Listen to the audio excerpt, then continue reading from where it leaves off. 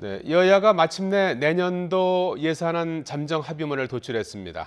공무원 증원 수는 정부 안보다 20% 이상 줄어든 9,475명으로 법인세는 기존의 2천억 원이 아닌 3천억 원 이상만 과세를 강화하는 것으로 정리했습니다. 네, 국회 연결합니다. 박광열 기자.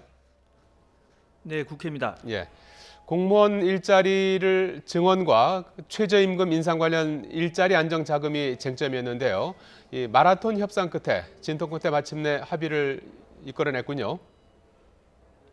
네, 그렇습니다. 법정 시한 내 예산안 통과라는 목표는 이루지 못했지만 오늘 협상만큼은 예상보다 신속했다는 평가인데요. 몇몇 쟁점이 급물살을 타면서 나머지 사안 역시 빠르게 협의가 진행됐습니다. 가장 먼저 이견을 보인 공무원 증원은 현장 공무원 9,475명을 늘리기로 확정했습니다. 정부 안에서 20% 정도 줄어들었는데 7,000명 정도로 감축을 주장했던 자유한국당과 정부 안의 중간 정도라고 볼 수가 있습니다. 다만 자유한국당은 소속 의원 의견을 묻겠다며 이에 대해서 유보의 뜻을 내비쳤습니다. 2018년도 공무원 인력 증원 규모는 9,475명으로 한다.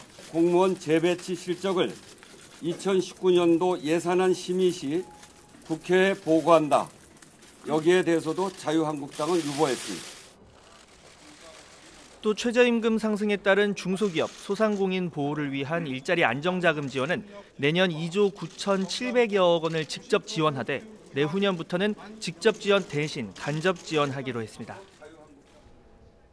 네, 정부 여당이 주장했던 이른바 슈퍼리치에 대한 증세를 놓고도 여야가 팽팽히 맞섰는데요. 어떻게 정리가 됐습니까? 네, 정부 여당은 애초 과세 표준 2천억 원 초과 기업에 대해 법인세율을 22%에서 25%로 올리기로 한 것을 3천억 원 초과 기업으로 한 발 물러섰습니다. 자유한국당은 이 항목에 대해서도 유보 의사를 밝혔는데요. 다만 야당은 소득세 관련 정부안을 받아들이기로 하면서 서로 조금씩 양보하는 모양새를 보였습니다.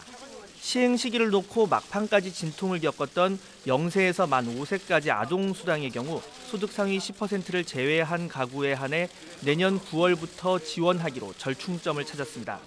또 노인 기초연금도 내년 9월부터 월 25만 원으로 인상하기로 했고요. 이 밖에 남북협력기금과 건보료, 일반회계 전입금도 각각 400억과 2,200억 감액을 합의했습니다. 자, 박광열 기자, 향후 일정을 알아보죠. 예산안 통과까지는 어떤 절차가 남아 있습니까? 네, 이제 각 당이 의원총회를 거쳐 소속 의원들에게 합의 내용과 그 취지를 설명하고 추인 과정을 거치는데요. 자유한국당은 앞서 말했듯이 공무원 증원과 법인세 문제를 의총에서 소속 의원들의 의견을 들어 결정하자는 입장입니다.